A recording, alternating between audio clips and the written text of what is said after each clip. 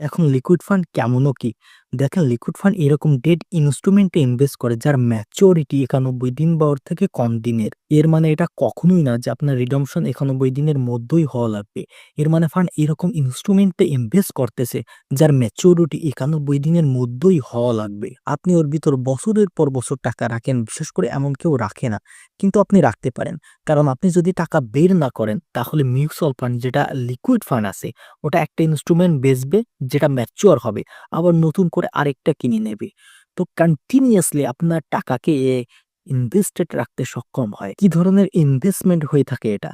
মূলত ৩ ধরনের।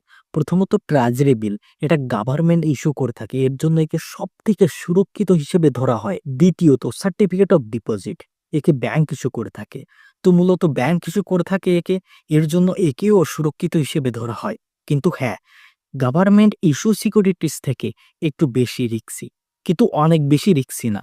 এই ক্যাটাগরি থেকে একটু বেশি রিস্কি, আর যার কারণে রিটার্নসও অল্প একটু বেশি পাওয়া যায়। তৃতীয়ত কমার্শিয়াল পেপার। একে কর্পোরেট এন্টিটিস ইস্যু করে থাকে। এর মানে বড় বড় কোম্পানি, টাটা, রিলায়েন্স যেমন বিশ্বব্যাপী বিশাল বড় কোম্পানি। তো একে কোম্পানিরা ইস্যু করে থাকে। এর মানে আবারও গভর্নমেন্ট ব্যাংক থেকে অল্প একটু বেশি রিস্কি হিসেবে একে ধরা হয়। এই ৩ টার ভিতর this is the risky category. এইবার আমরা আসি রিটার্নস এর দিকে, যে আপনার কতটুকু রিটার্নস পাওয়ার এক্সপেকটেশন করা উচিত। আনুমানিক ৬ কি ৭%। ৬% এর উপর যাই আসুক না কেন সেটা খুবই ভালো। ফিক্সড ডিপোজিট আর লিকুইড ফান্ড এই ২ টার ডিফারেন্স ক্লিয়ার ফ্লেক্সিবিলিটি যেন আমরা বুঝতে পারি। আর লিকুইড ফান্ড অনেক বেশি ফ্লেক্সিবল হয়ে থাকে। আপনি আজ এখন বের করেন, আগামীকাল টাকা আপনার হাতে। এফডি এর ভিতর প্রিমেচুর উইথড্রতে পেনাল্টি লেগে যায় ০.৫% থেকে ২% পর্যন্ত।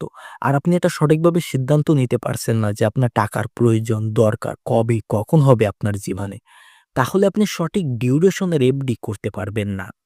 এই কারণে লিকুইড ফান্ড বেস্ট অপশন। আর পারপাসের ডিফারেন্স আছে, লিকুইড ফান্ড হলো আপনার শর্ট টার্ম নিডকে মিট করার জন্য, আর এফডি হলো আপনার ওয়েলকে লং টার্মের জন্য সুরক্ষিত রাখার জন্য। তো এই ২টার যে ডিসট্রিকশন আছে সেটা অনেক ক্লিয়ার।